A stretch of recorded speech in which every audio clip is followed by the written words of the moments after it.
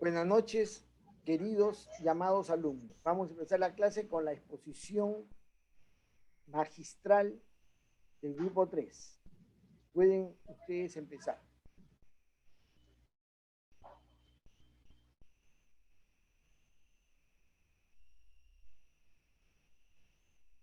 Buenas noches, profesor y compañeros. Yo soy Mario de la Cruz y en este caso, junto con mi compañero José Parguas, voy a hablar acerca de las matemáticas y las TGS y la TGS. Primero vamos a hacer una introducción acerca de la historia de las matemáticas. Lo primero que podemos decir es que son tan antiguas como el propio conocimiento humano, ya que estas acompañan al hombre desde los inicios de los tiempos. Si bien al inicio tuvo un uso limitado, ya que únicamente se utilizaba para contabilizar las cosas, esto no impidió que posteriormente se desarrollara junto con el hombre. Esto se puede evidenciar, por ejemplo, en el comercio, cuando se buscan tener equivalencias mediante el trueque. Buscaban resolver las necesidades del hombre. Debido a esto aparece, por ejemplo, la cuantificación de las fechas y, como mencioné también, en el comercio también se pudo aplicar. Y se desarrolla en diversas culturas, lo que vamos a ver a continuación. Bien, empecemos con Babilonia. Se desarrolla desde los sumerios hasta la caída de Babilonia. Su uso de la matemática era muy aritmético. Utilizaban bastantes operaciones básicas y esto les permitió ser los primeros en trabajar con los números fraccionarios. Bueno, con fracciones, ya que carecían de la coma decimal. No utilizaban demostraciones y por lo tanto no conocían los postulados. Pudieron hallar áreas y volúmenes, áreas de figuras básicas como el cuadrado y el triángulo, y volúmenes igualmente básicos como el cubo y el prisma. Su mayor aporte sería su sistema de metrología sexagesimal, que es el cual se usa hasta hoy en día. Y lo importante, bueno, lo resaltante de este sistema es que se usa la base 60 debido a que tiene varios divisores. Aquí, como sabemos, la hora se divide en 60 minutos y un minuto se divide en 60 segundos. También aplica para los ángulos. Pasemos ahora con Egipto. Su matemática fue bastante desarrollada y se podría decir que principalmente la geometría, debido a las construcciones que se tienen. Por mi parte encontré tres papiros que me parecieron los más resaltantes. Primero está el papiro de Moscú, en el cual muestran problemas que tienen una historia que se hace con el hecho de entretener a la persona que los va a resolver. El segundo es el papiro de Rin, en el cual se encuentran fórmulas para hallar áreas. Ahora, no se encuentra directamente, por ejemplo, una fórmula del área de un rectángulo que nosotros sabemos que es base por la altura. En este caso, no se da directamente, sino que se muestra una serie de pasos de cómo se puede hallar el área de una determinada figura. Y también se encontraban métodos para la multiplicación y la división. Y también pudieron trabajar con los números fraccionarios. Tuvieron una aproximación de pi con un error porcentual menor al 1%. Ahora pasemos a Grecia. En este caso podemos decir que su uso de la matemática fue más sofisticado, ya que aquí nacen las definiciones, los axiomas, demostraciones, entre otros. Utilizaban el razonamiento deductivo, y se piensa que las matemáticas iniciaron con Tales y Pitágoras. Tales en un inicio muestra que usa las matemáticas para poder calcular la altura de las pirámides, mientras que por otro lado Pitágoras, bueno, es a quien se le atribuye la primera demostración que hoy conocemos, que es el teorema de Pitágoras. Por otro lado, Demócrito también hizo un descubrimiento para calcular el área de una pirámide, y este cálculo se toma como una base para posteriormente calcular el área de distintos cuerpos geométricos. Existieron diversas escuelas. Primero, por ejemplo, está la escuela jónica, en la que se le atribuye en ser la primera en usar el método deductivo. Tenemos después la escuela pitagórica, que es la escuela de Pitágoras, y sus estudiantes serán conocidos como los pitagóricos. no estaba conformada simplemente por matemáticos, también habían filósofos, astrónomos y músicos. Pero lo principal para que Pitágoras dejara entrar a alguien a su escuela era que conociera matemáticas. La escuela heliática toma el nombre de la ciudad de Elea, que es la ciudad de origen de Parménides y Zenón. Ahora pasemos con China. Descubrieron los periodos solares. Estos periodos se toman en base a la órbita que tiene la Tierra alrededor del Sol. Cada 15 grados de movimiento se le denomina un periodo solar. Tenemos la obra Chao Peike, en la cual se encuentran problemas de ingeniería, comercio y métodos para resolver sistemas de ecuaciones y también para resolver ecuaciones lineales. Si bien conocían los números negativos, no los tomaban en consideración al momento de resolver sus soluciones. Uno de los, no sé si decir aportes o curiosidades, diría que es el triángulo de Yang-Hui, creo que es más conocido como el triángulo de Pascal, el cual, como se puede ver en la imagen, es un triángulo formado por uno en los lados laterales y en los restantes se completa con la suma de los dos anteriores. Lo resaltante de esto es que si, como se ve en la imagen, se hace una comparación de una fila y se ve al lado un binomio elevado a un exponente. Si ordenas bien el binomio, te da el mismo, los coeficientes van a ser los mismos correspondientes a una fila del determinado triángulo. Ahora pasemos con la India. Fueron los primeros en incluir el número 0 y lo definieron, por así decirlo, como la ausencia de una unidad para representar sus numerales. Tuvieron un sistema de medición preciso. Se dice que utilizaban ladrillos para tener ángulos rectos que sean perfectos al momento de construir sus calles. Utilizaban reglas que tenían subdivisiones bastante precisas para su medición.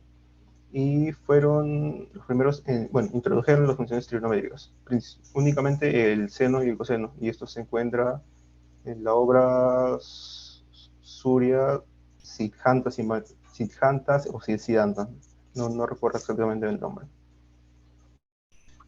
Ahora pasemos a hablar de los signos. La matemática se usó principalmente en el ámbito comercial. Como se ve ahí, se crearon aquí los hipos, el cual es una cuerda de lana en la cual cada nudo representa una unidad respectiva a su medida. La geometría se puede decir que es muy desarrollada debido a las diversas construcciones que incluso hasta hoy en día perduran, como podría ser Machu Picchu, los caminos del Inca y entre otras. Su base de medición eran las partes del cuerpo, los brazos, pies, pulgadas, etc. Ahora, conocieron las fases de la luna y las aprovecharon para su cosecha, ya que, por ejemplo, no cosechaban durante la luna nueva, sino que lo hacían más bien durante la luna llena. Ahora pasemos al siglo XVII y XVIII. Isaac Newton y Leibniz desarrollan el cálculo infinitesimal. Esto debido a que se tenía un concepto de límite que, si bien no fue, fue posteriormente, el concepto de límite se da en el siglo XIX recién por Cauchy, pero ya se tenía una noción de lo que era, y a partir de esto es que se crea el cálculo infinitesimal. La física inicia a aplicar el cálculo en mecánica y en óptica, y la geometría la empieza a usar para estudiar las curvas y superficies. Aquí Takakazu Seki hace un descubrimiento en áreas como el cálculo que se aplican al cálculo diferente, al cálculo integral. Ahora pasemos al siglo XIX. Bueno, aquí Gauss demuestra el teorema fundamental del álgebra, el cual nos dice que todo número mayor a 2 se puede expresar como un producto de potencias de números primos. Aparece la ley de reciprocidad cuadrática. Para entender esa ley, primero tenemos que saber qué es la congruencia de dos números. Porque si se tienen dos números determinados, se dice que son congruentes respecto a un tercer número, si es que al dividirlos entre el tercer número, llamémoslo P, ambos nos da el mismo residuo. De otra manera que se podría explicar sería que la diferencia de los números A y B es múltiplo del tercer número P. Ahora, y se representa con un A es congruente a B en módulo P.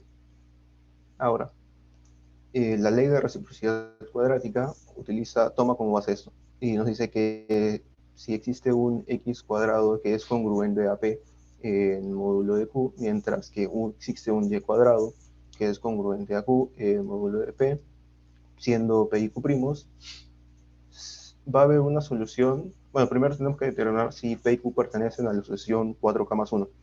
Si en caso alguno no pertenece a esta sucesión, una de las congruencias se va a cumplir, mientras que la otra no. Pero si en caso P y Q sí pertenecen a la sucesión 4K más 1, entonces pueden cumplirse ambas congruencias o pueden no cumplirse ninguna. Bien, aparecen las geometrías no euclidianas.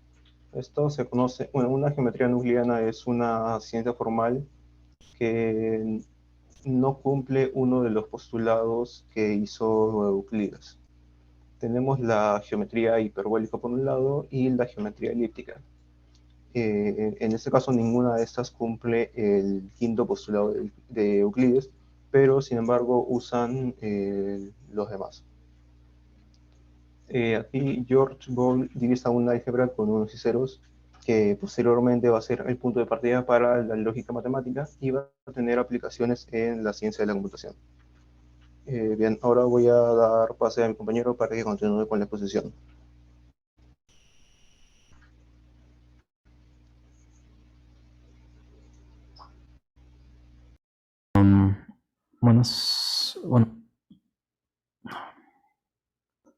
Buenas tardes, profesor. Compañeros, yo voy a continuar con los antecedentes de nuestra exposición. En este caso sería la teoría general de sistemas. La teoría general de sistemas, como bien conocemos, fue introducida por el biólogo alemán Carl Ludwig von Bertalanffy en los años de 1928, antes de la cibernética, la ingeniería de sistemas y el surgimiento de campos similares. La teoría general de sistemas de Ludwig von Bertalanffy surge en una época donde el estudio clásico era el anatomista, o sea, el estudio de la unidad, y la idea de esta nueva visión era tomar el conjunto planteando que el todo es mucho más que la suma de las partes. Ninguna cualidad de los miembros nos va a explicar ese resultado. Esto hace que las cosas se empiecen a estudiar de una dinámica permanente de elementos articulados. Es por ello que la TGS aparece como una metateoría, lo que significa que es una teoría de las teorías, cuyo objetivo es partiendo de conceptos abstractos de sistemas. Los inicios de la teoría general de sistemas se remontan desde la época de la filosofía clásica, tomando las ideas de Aristóteles y Platón hasta los principios de Isaac Newton. Pero recién con Bertalanffy, el cual buscaba un enfoque para el estudio de los sistemas vivos, Bertalanffy a través de conferencias desarrolló la teoría desde 1937 y luego a través de sus publicaciones desde 1946. La visión de sistemas se basa en varias ideas fundamentales.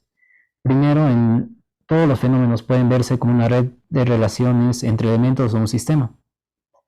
En segundo lugar, todos los sistemas, ya sean eléctricos, biológicos o sociales, tienen patrones, comportamientos y propiedades comunes que el observador puede analizar y utilizar para desarrollar una mayor comprensión del comportamiento de los fenómenos.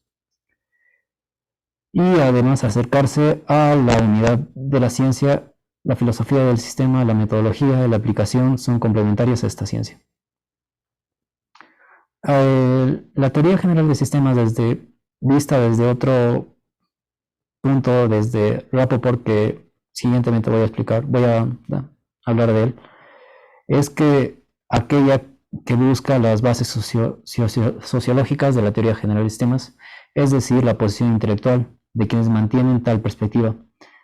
A esto respecto, Rapoport sostiene que existen ciertas dimensiones, aspectos o regiones del mundo que pueden ser constituyentes de un sistema, un conjunto, y que pueden ser estudiados. Rapoport define la teoría general de sistemas como una metodología y no la considera como una teoría en el sentido de un cuerpo de conocimientos con determinadas reglas de operaciones acerca de una región particular del universo. La teoría general de sistemas es más bien, como dijimos en principio, al igual que la filosofía, una metateoría aplicable a todas las teorías y, en su opinión, enfatiza aspectos que pueden ser derivados de las propiedades generales de los sistemas. Bueno, la relación entre la matemática y la teoría general de sistemas. Para poder comenzar a hablar acerca de esta relación que se fue generando desde el comienzo de la teoría general de sistemas, al pasar de los años, entre ella y la matemática, es necesario hablar de antemano, tanto como de Bertalanffy, la teoría de Bertalanffy y de Anatole Rapoport. Este último otorga a la matemática un papel central en la teoría general de sistemas. Las matemáticas no solamente ofrecen los métodos adecuados a la teoría general de sistemas, sino que también ofrecen la forma para buscar y desarrollar la estructura general de los sistemas. Es decir, que es matemáticamente cómo podemos establecer una tipología de los sistemas. Los aspectos matemáticos de la teoría general de sistemas están relacionados con el análisis y la descripción de la estructura de los modelos matemáticos, utilizando para estudiar los sistemas. Según Rapoport, esto nos permite desarrollar una definición rigurosa acerca del sistema. Bueno, Anatole Rapoport fue un psicólogo matemático estadounidense que nació en Ucrania en 1911. En el año 1922 fue a Estados Unidos, donde luego de 6 años se convirtió en un ciudadano. Estudió matemática en la Universidad de Chicago. En 1941, posterior a esto, según The Global and Mail, un periódico canadiense, formó parte del Partido Comunista estadounidense durante 3 años y tras su renuncia fue a alistarse a las Fuerzas Aéreas de Estados Unidos. Posteriormente fue a estudiar a la universidad. Finalizando su periodo este periodo, fundó la Sociedad Internacional de Ciencias de Sistemas junto con Bertalanffy, Baldwin y Ralph Gerard. Durante 1955 hasta 1970 fue profesor de Biología Matemática y Matemática Superior de investigación en la Universidad de Michigan. Anatole Rapoport ha sido definido como matemático, como psicólogo, como biólogo, como especialista en teoría de decisiones, en semántica, en análisis estratégico y en teoría política. En general se le considera un científico social y junto con Ludwig von Bertalanffy y Kenneth Baldwin fundó la Sociedad para la Investigación de Sistemas Generales en 1954. El pensamiento de Anatole Rapoport que rige entre la matemática y la teoría general de sistemas. Rapoport otorga, como bien dijimos, a las matemáticas un papel central en la teoría general de sistemas. Las matemáticas no solamente ofrecen los métodos adecuados a la teoría general de sistemas, sino que también ofrecen la forma para buscar y desarrollar la estructura general de los sistemas, es decir, que matemáticamente como podemos establecer una tipología de los sistemas. Las matemáticas pueden ayudarnos en esta tarea porque su lenguaje no tiene contenido y solo expresa las características estructurales de una situación. Los aspectos matemáticos de la teoría general de sistemas están relacionados con el análisis y la descripción de la estructura de los modelos matemáticos utilizados para estudiar los sistemas. Según Rapoport, esto nos permite desarrollar una definición más rigurosa, ya que no necesitamos considerar la naturaleza específica de los sistemas considerados sean físicos, biológicos o sociales. Entre las aplicaciones de la relación entre la matemática y la teoría general de sistemas, decidí optar por la teoría de la información, el cual la teoría de la información se define como el tratamiento matemático de los conceptos, parámetros y reglas que rigen la transmisión de mensajes a través de los sistemas de comunicación. Fue fundada por Claude Shannon a mediados del siglo XX y desde entonces ha ido evolucionando hasta convertirse en una vigorosa rama de la matemática que fomenta el desarrollo de otros campos científicos como la estadística, la biología, las ciencias del comportamiento, la neurociencia y la matemática estadística. Es una representación matemática de las condiciones y parámetros que afectan la transmisión y el procesamiento de la información, asociado más estrechamente con el trabajo del ingeniero Claude Shannon. La teoría de la información es de interés principal para los ingenieros de comunicación, aunque algunos de los conceptos han sido adoptados y utilizados en campos tanto como la psicología y la lingüística. La teoría de la información se superpone en gran medida con la teoría de la comunicación, pero esta está más orientada hacia las limitaciones fundamentales del procesamiento y la comunicación de la información. El modelo de comunicación de Shannon. Como base de su teoría, Shannon desarrolló un modelo de comunicación muy simple y abstracto, como se muestra en la figura. Debido a que su modelo es abstracto, se aplica en muchas situaciones, lo que contribuye a su amplio alcance y poder. Como podemos observar en la figura, el primer componente del modelo es la fuente del mensaje, el cual es simplemente la entidad que originalmente crea el mensaje. A menudo, generalmente, es creado por un humano. Sin embargo, para el modelo de Shannon también podría ser un animal, una computadora o algún otro objeto inanimado. El codificador es el objeto que conecta al mensaje con las señales físicas reales que se envían. Por ejemplo, hay varias formas de aplicar este modelo a dos personas que mantienen una conversación telefónica. En un nivel, la verdadera habla producida por una persona puede considerarse el mensaje, y el auricular el teléfono, y su electrónico asociado puede considerarse el codificador, que convierte el habla en señales eléctricas que viajan a lo largo de la red telefónica. En las aplicaciones de la teoría de la información podemos encontrar la comprensión de datos. El concepto de entropía de Shannon se puede utilizar para determinar la comprensión teórica máxima para un alfabeto de mensaje dado. En particular, si la entropía es menor que la longitud promedio de una codificación, es posible la compresión. Luego podemos encontrar los códigos de corrección y detección de errores. El trabajo de Shannon en el área de la comunicación discreta y ruidosa señaló la posibilidad de construir códigos correctores de errores. Los códigos de corrección de errores agregan bits adicionales para ayudar a corregir errores y por lo tanto funcionan en la dirección opuesta a la compresión. Los códigos de detección de errores, por otro lado, indican que se ha producido un error, pero no lo corrigen automáticamente. Con frecuencia, el error se corrige mediante una solicitud automática para retransmitir el mensaje, debido a que los códigos de corrección de errores normalmente exigen más bits. Adicionalmente, que los códigos de detección de errores, en algunos casos es más eficaz utilizar un código de detección de errores simplemente para indicar lo que se debe retransmitir. Luego encontramos la criptología. La criptología es la ciencia de la comunicación segura.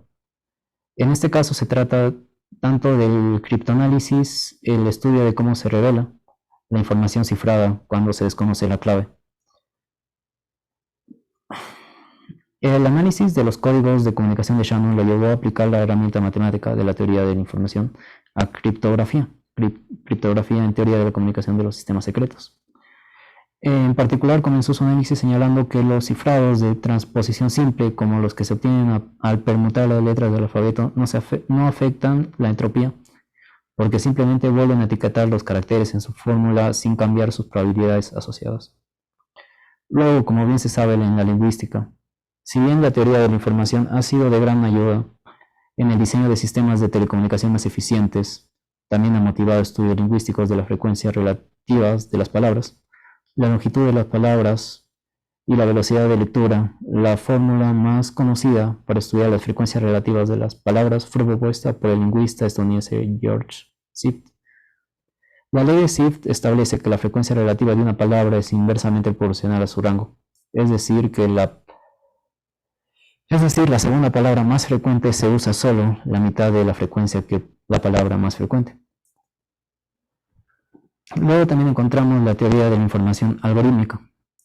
En la década de 1960, el matemático estadounidense Gregory Chaitin y el matemático ruso Andrew Kolmogorov y el ingeniero estadounidense Raymond Solomonov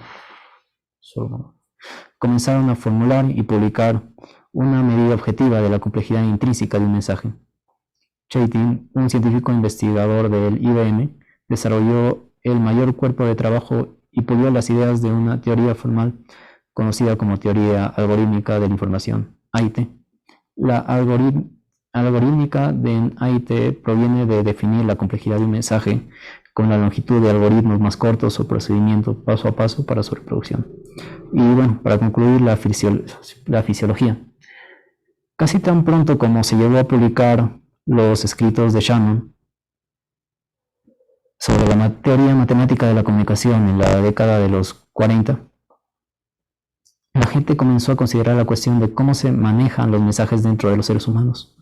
Después de todo, en el sistema nervioso es ante todo un canal para transmisión de información y el cerebro, entre otras cosas, un centro de procesamiento y mensajería de información, debido a que las señales nerviosas generalmente consisten en pulsos de energía electrónica. El sistema nervioso parece ser un ejemplo de comunicación discreta a través de un canal ruidoso. Y bueno, le doy pase a mi compañero para continuar con la exposición.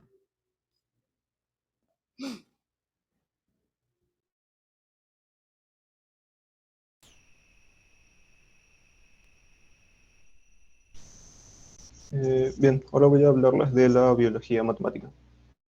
También es conocida como biomatemática.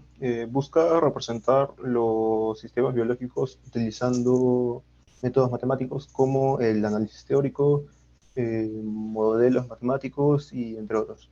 Todo esto con el fin de estudiar los principios que rigen en el comportamiento de los sistemas biológicos. Una de las primeras aplicaciones es hecha por Fibonacci. Como conocemos la serie de Fibonacci, buscar en un inicio representar el crecimiento de una población de conejos. Su interés se eleva alrededor de los años 60 debido a diversos factores, de los cuales considero que dos son los principales. Primero, debido al desarrollo de la computadora, con el cual ya se pueden hacer mejores cálculos y mejorar las simulaciones. Y por otro lado tenemos a las consideraciones éticas de realizar pruebas en humanos o en animales. La biología matemática presenta diversas ramas. Por un lado, la biología relacional abstracta busca estudiar modelos relacionales de los sistemas biológicos. La biología algebraica, también conocida como biología simbólica de sistemas, aplica métodos algebraicos al estudio de problemas algebraicos como la genómica, que es el estudio de los genomas o genes, y la proteómica, que es el estudio de las proteínas a gran escala. De ahí tenemos la teoría de conjuntos moleculares, que busca formular matemáticamente la cinética química de las reacciones biomoleculares y las transformaciones que ocurren entre ellas. Por último tenemos a la biología evolucionaria. Es tomada extensamente por la teorización matemática. Se enfoca en estudiar la genética de poblaciones y estudia las diferencias dentro y entre las poblaciones. Sus modelos generalmente asumen que los tamaños de las poblaciones son constantes. En caso contrario de este, los estudia la dinámica de poblaciones. Como conclusiones, podemos decir que las matemáticas es una de las herramientas intelectuales más importantes del hombre por su aplicación en los distintos campos como la física, la química, economía, sociología y otros muchos más. La importancia de la matemática en la teoría general de sistemas, pienso que radica en que la teoría general de sistemas busca hacer un enfoque totalizador. Y la mejor opción de hacer esto es tomar la herramienta matemática, debido a que ésta ya se encuentra metida en las diversas ciencias y la teoría general de los sistemas matemáticos. En este caso, esta ofrece estructuras Esto ofrece descripciones de la estructura, el comportamiento y la evolución de los sistemas, y con esto se descubre los diversos isomorfismos que hay en la ciencia. Bien, eso sería todo por el grupo y gracias por su atención. Bien, muchas gracias. Vamos a dar lugar a las preguntas de, de quienes quieren hacerlo, ¿no? ¿Alguien quiere hacer una pregunta? Pucha, no, no prendí. ¿Quién desea hacer alguna pregunta, una observación, un cuestionamiento, un agregado, lo que fue? Veo dos manos. Bien. Diego Andía, en primer lugar. Por favor, haz tu pregunta. Buenas noches, profesor. Buenas noches, compañeros. Mi reflecto justo es sobre la biología matemática. Mencionaste a Fibonacci. También en la biología matemática hay una secuencia de números que establecen, por ejemplo, el orden genético que se haya descubierto hasta el momento. Eh, ¿A qué te refieres con orden genético? Por ejemplo, la secuencia de Fibonacci es 1, 1, 2, 3, así sucesivamente, ¿no? Eso me refiero a un Claro. orden matemático, orden numérico. Bueno, en sí la serie Fibonacci se aplica únicamente al crecimiento de la población de los conejos específicamente. No ha habido como un avance actualmente, me refiero, ¿no? En todo el transcurso de la biología matemática. Bueno, actualmente, si hablamos, bueno, con respecto a tu pregunta, no encontré ninguna información adicional de eso. De acuerdo, gracias. Bien. Diego Lara. Mi pregunta era referida a Bertalanffy. Si hay algún aporte matemático de Bertalanffy y si es así, ¿cuál es su aplicación?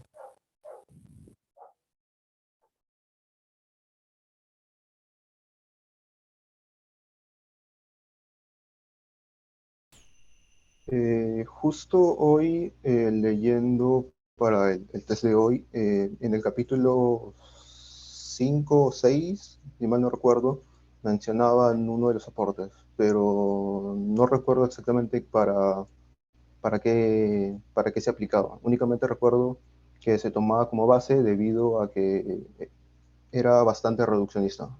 Eso es todo lo que te podría decir. Gracias.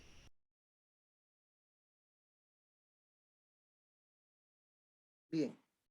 ¿Hay alguna otra pregunta?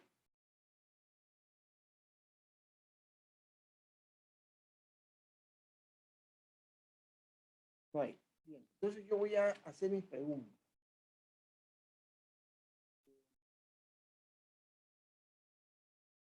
A ver. Empezamos entonces con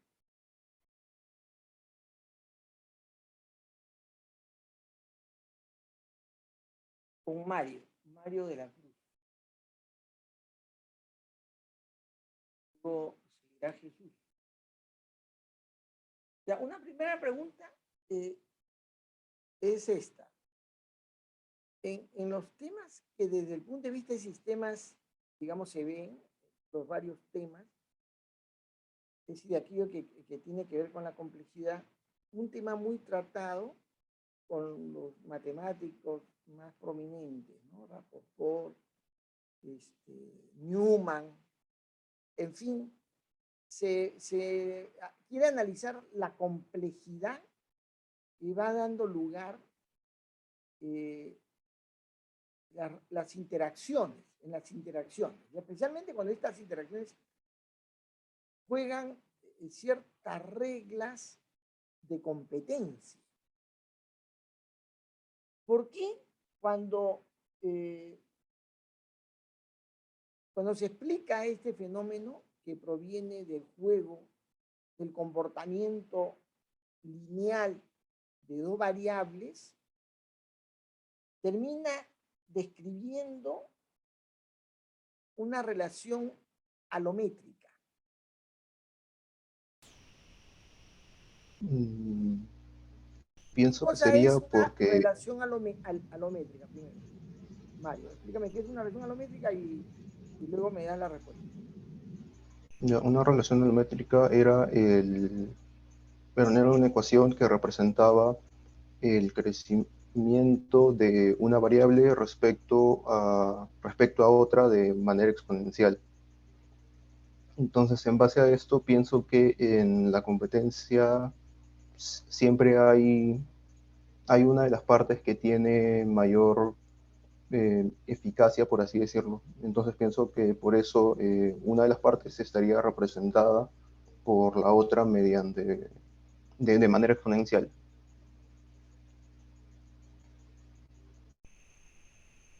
Jesús, desde el entendimiento de sistemas, desde la epistemología de sistemas, todos los fenómenos pueden matematizarse.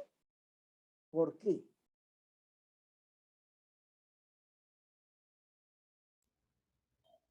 Creo que sí se llegan a matematizar todos los sistemas. Inclusive creo que hay una parte donde se deriva la epistemología de las matemáticas, creo, en la que explican básicamente la teoría del conocimiento matemático con la epistemología, tanto como la educación matemática, que debe referirse al mismo estudio. Pero sí. O sea, se puede matematizar. Sí. Y la razón es Am,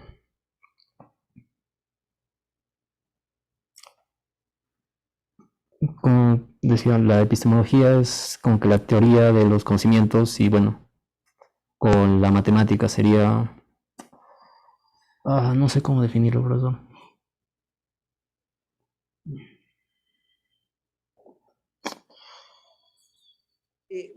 bueno, todos los científicos de sistemas son básicamente matemáticos, Mario. Y un prominente, digamos, matemático, premio Nobel incluso, Ilya Prigogine, desplegó una propuesta llamada la ecuación de la entropía, Ilya Prigogine, ¿no?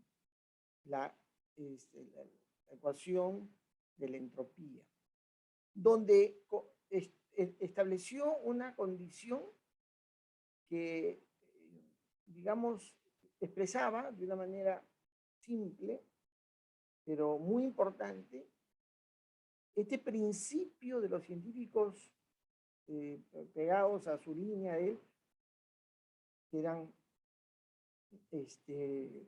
más entrópicos, digamos, expresaban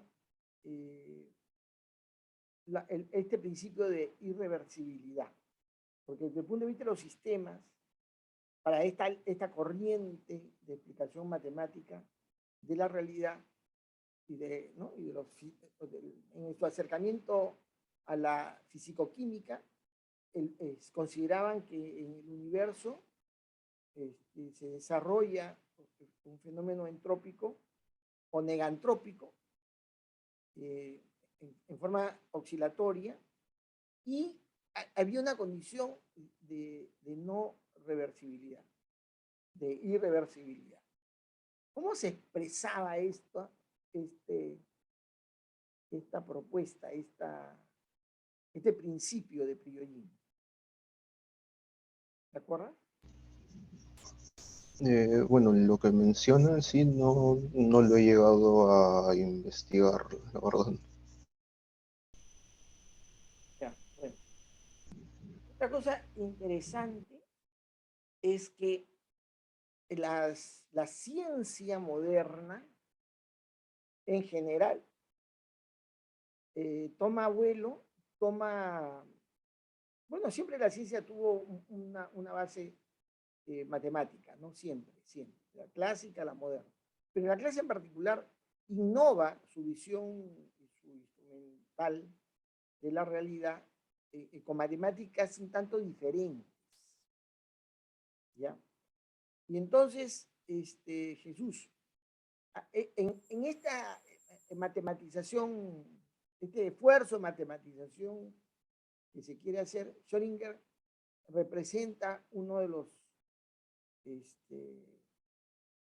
digamos, de los científicos más, ¿cómo se dice?, recepcionado para la ciencia moderna, ¿no?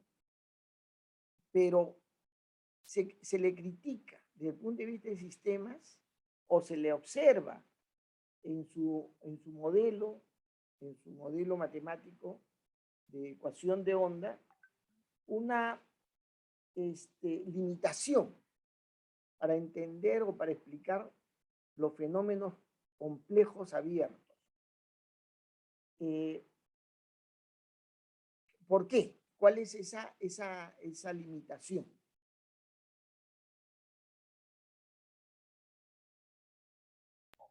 Profesor, disculpe, no llegué a leer acerca de ¿De esa discusión? de Schrödinger. De Schrödinger no llegué a leer su ecuación y ello.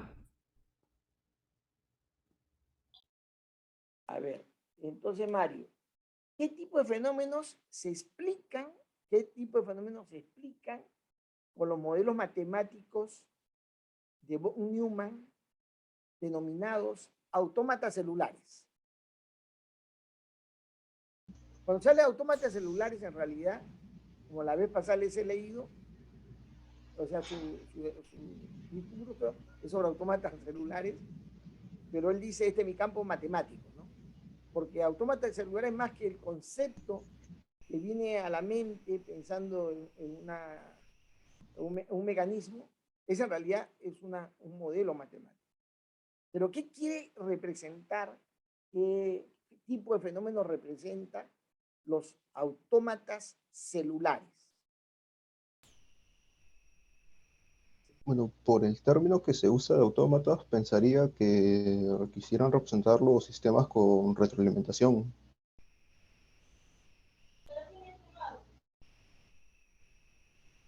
Bueno,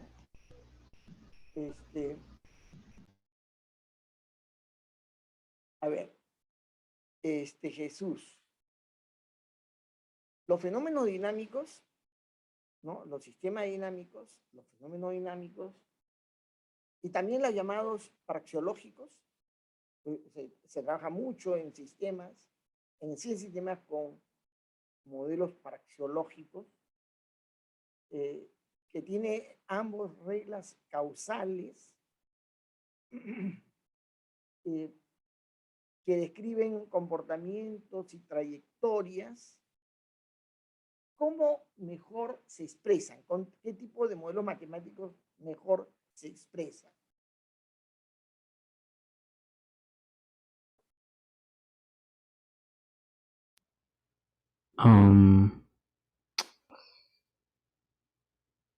O sea, entendí bien acerca de la parte praxeológica en donde, bueno, básicamente es como que la parte donde estudia la lógica, supongo.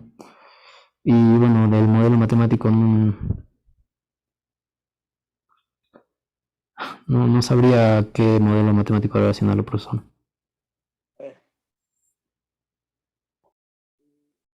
Mario,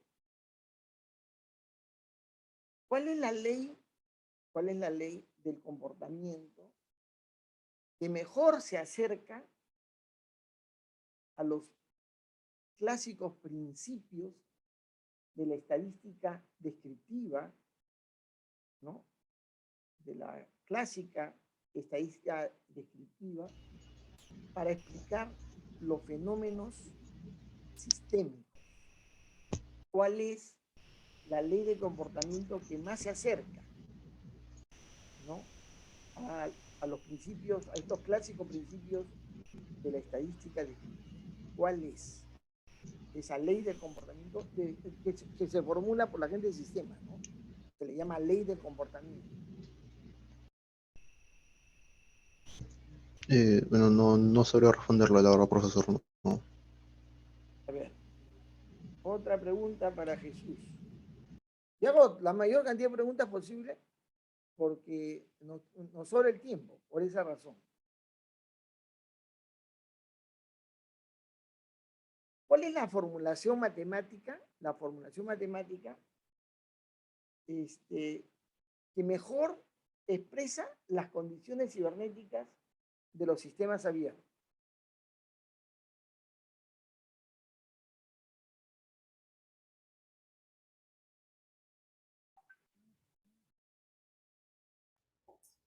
Um, no sabría qué contestarle, profesor. A ver, Mario, dime quiénes son los teóricos de sistemas, que encumbran, que encabezan, que deslumbran con la manera de formular los sistemas matemáticamente. ¿Cuáles son estos personajes que deslumbran? Usted se ha mencionado a uno, que es a Rapoport, a uno de ellos, ¿ya? Sácalo a Rapoport. ¿Quién más? Bueno, no estoy seguro, pero pensaría que podría ser von Neumann. Mm,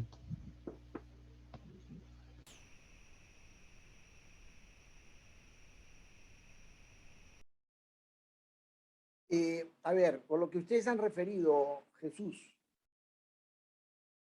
¿quién fue el padre de la teoría matemática de los sistemas? ¿El padre de la teoría matemática de los sistemas? Sí. Sácate la mano de la boca. Sácate la mano de la Ya, boca. ya, disculpe. Pensé que eran, o bueno, creo que era, no sé, la verdad pensé que eran Rapoport, Bertalanffy y Kenneth Boulding cuando fundaron la Sociedad para la Investigación de Sistemas Generales. Ya, no es Bertalanffy, por si acaso. Es un matemático, Claro. seguro. Bueno, Kenneth Boulding podría ser profesor. él es un economista. Mm. Todos son, o sea, todos los que están en la historia de la ciencia y la teoría de sistemas son matemáticos como un aspecto, una herramienta fundamental de la ciencia, ¿no? Pero acá estamos refiriéndonos a quienes deslumbraron, estuvieron en la cúspide de la matematización de los sistemas, ¿ya? Y entonces ahí hay varios personajes, y hay uno que le llaman el padre de la teoría matemática de los sistemas.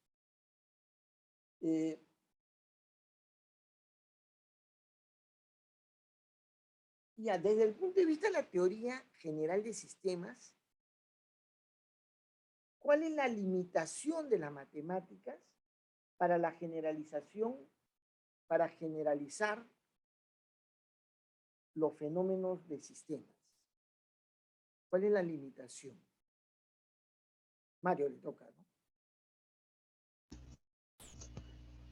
Bueno, en general creo que las limitaciones se hacían por dos partes. Uno era porque el comportamiento, la realidad podía ser complejo, y la otra era porque las ecuaciones tenían diversas variables y en ciertos casos sumaban, o sea, para poder representarlo mejor, bueno, hacían que algunas de esas variables sean constantes.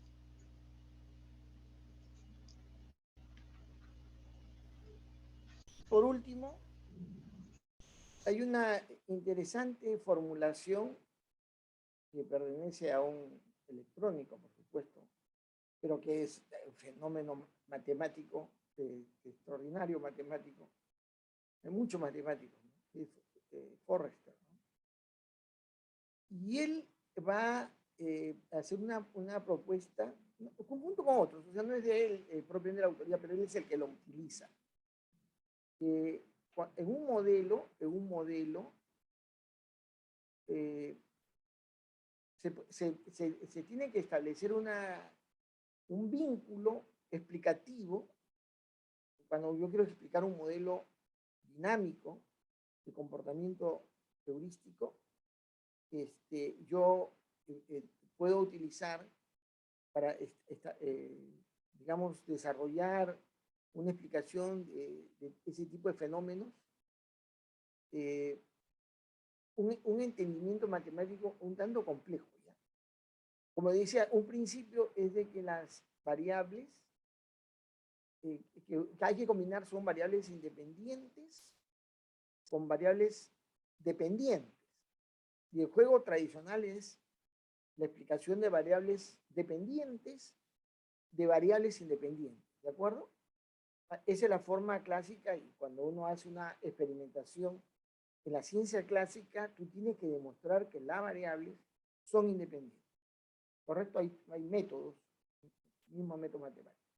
Sin embargo, el modelo que mejor explica los fenómenos más complejos, o explicaba lo más complejo, digamos, en su momento era lo más complejo que podía establecerse en condiciones de comportamiento cibernético, estas tenían una condición en la que las variables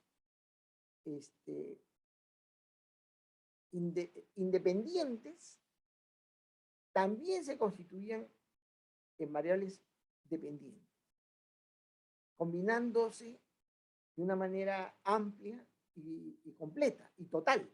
Es decir, no, o sea, una variable dependiente es explicada por todo el resto de variables del modelo, que son independientes, y cada una de ellas, de igual manera, haciéndose al final, todas ellas dependientes. ¿De qué tipo de ecuaciones y de fenómenos? Bueno, ya he dicho de fenómenos. ¿Qué tipo de ecuaciones estamos hablando? ¿De qué tipo de ecuaciones se llaman estas? Para Jesús era, ¿no? Y el último era Jesús, creo. Ah, sí, me tocaría. Piensa, no hay problema. Sí, no sé, la verdad. Está bien. La respuesta es muy simple, pero bueno, pero no la digo porque ustedes la tienen que buscar, pues, o sea, usted me han dado la oportunidad de preguntar varias cosas. Y en este tema de matemáticas, un momento yo he tratado de explorar, mirar, porque tengo un trabajo de investigación y de tesis que quise presentar con modelos. Bueno, primero yo me desarrollé una propuesta de comportamiento complejo basado en modelos heurísticos, que a mí me parecía que eso hacía justicia a la forma de pensar, de entender la realidad de un ingeniero de sistemas. A pesar que mi maestría no fue propiamente matemática, no tuvo digamos, un componente matemático fuerte, no lo tuvo, pues realmente fueron más cursos orientados a tema instrumental y técnico, una cosa. Sin embargo, hubo materias relacionadas al campo de sistemas, por eso yo le di crédito a graduarme como ingeniero de sistemas en la universidad en esa época, a hacer un grado de magíster, porque sí había cursos que tenían ese sesgo hacia la ingeniería, pero habían otros que no, pues, ¿no? Y hoy día ya esa maestría ha sido ganada más al uso instrumental y técnico. Entonces yo estoy proponiendo que sea un cambio y se ofrezca un posgrado de ingeniería de software, de sistema de información, y haya otro más exigente o más base de matemática para la ingeniería de sistemas, ¿no? Y yo traté de acercarme a ese tema. Y terminamos desarrollando un modelo interesante de comportamiento complejo para el tema del fraude, ¿no? El comportamiento del fraude. Imaginen cómo se comporta, cómo explicamos el comportamiento delincuencial. Es un comportamiento complejo, no es un comportamiento sencillo. Yo ganas tengo de tratar de contactarme a través de alguna amistad al grupo de inteligencia de la policía, porque ellos están trabajando el tema de inteligencia, ¿no? Bien, ya bien lo vienen haciendo de antes, pero este gobierno está manteniendo esa disposición, lo va a hacer, o sea, claro, no están haciendo cambios, pues si algunos dicen, lo dejan hacer porque no saben, no, pero está el mérito, no importa, si no sé, pero si dejo que la gente avance en el tema de inteligencia. Y en el tema de inteligencia, el uso de modelos matemáticos es muy importante. Este tema de autómatas celulares para el comportamiento colectivo da formas, ustedes pueden ver en internet que hay modelos y coeficientes estudiados para la manera como se difunde cierto tipo de comportamiento, porque tiene comportamientos fractales. Ustedes son menos indagadores, ¿no? Pero otras generaciones, hace 15 años, poco más, los estudiantes tenían mucho interés por ver los tipos de fenómenos complejos. Y hay un grupo de estudio de comportamientos fractales. Y en esa época yo también estuve metido. Entonces, este tema de la matemática resulta ser sumamente importante, valioso. Ahorita la SUNAT está contratando una consultoría para hacer el planeamiento de todas las herramientas que se deben utilizar en el estudio del comportamiento tributario, del comportamiento social, económico y tributario, con lo que ellos le han llamado herramientas analíticas, que son herramientas matemáticas. Y aquel que domina estas materias para explicar fenómenos y sistemas complejos, que tiene un espacio no ocupado por muy poca gente.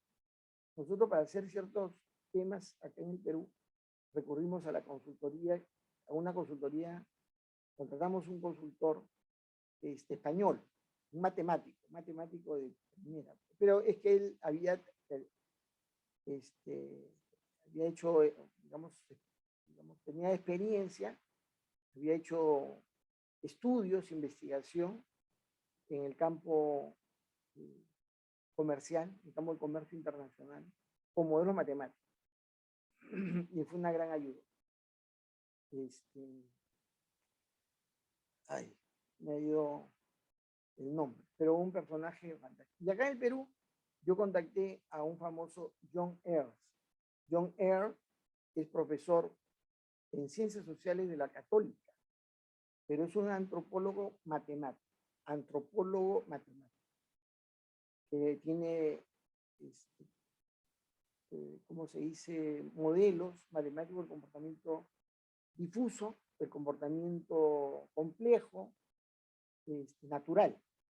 Ahí preguntaron sobre el comportamiento natural de Fibonacci. Ahora Fibonacci se utiliza para muchas cosas, ¿no? Una de ellas se utiliza mucho para el estudio del comportamiento de cierto tipo digamos, de fenómenos económicos que se expresan en las acciones, el valor de las acciones. El valor de las acciones es el resultado de la combinación de diferentes tipos de comportamiento, y muy utilizado digamos, este modelo de Fibonacci. Se utiliza bastante. Esa indagación es bastante interesante. Como digo, para quien va a entrar a querer ganar lo que le dé la gana, donde el cielo es el límite, el uso de la matemática es muy importante. Pero tiene que uno ir buscar que meterse a aquellos espacios en los cuales eso se trabaja. Bueno, no sé si entre los estudiantes tenemos ahora alguna pregunta que deseen hacer ustedes. Miren, no se olviden que vamos a tomar ¿qué te es esa? Estoy equivocando.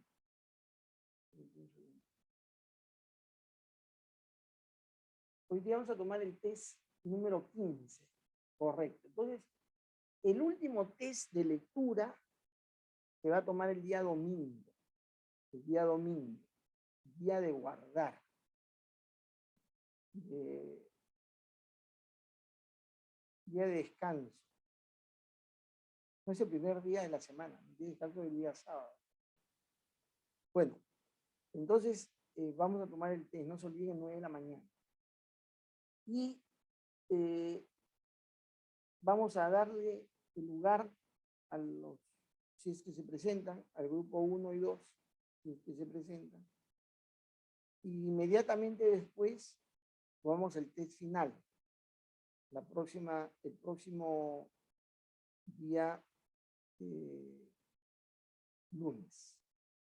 El lunes, entonces, cerramos con este curso. El sustitutorio no existe en este curso. Los que tienen el sustitutorio se matriculan en el curso del próximo ciclo. Ahí va a haber sustitutorio. Bueno, no sé, entonces, si no hay ninguna pregunta, vamos a tomar el test y vamos a dar, en ese sentido, hasta las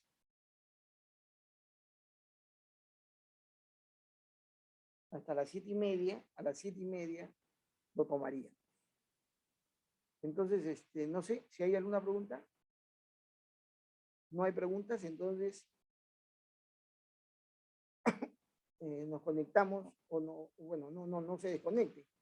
Simplemente volvemos a comunicarnos a las 7:30 que tomaremos el test penúltimo, ¿no? O no, es antepenúltimo. El penúltimo es, no, disculpen, el penúltimo, porque el último es el día domingo. Bien, entonces, permiso, joven.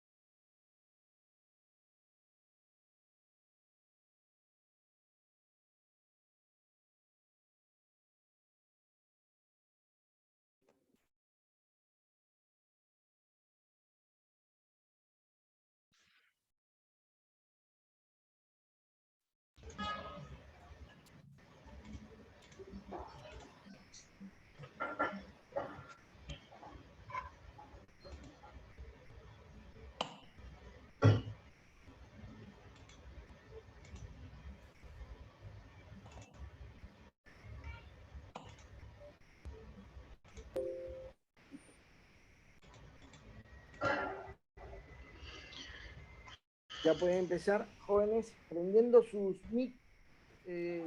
micrófonos, por favor.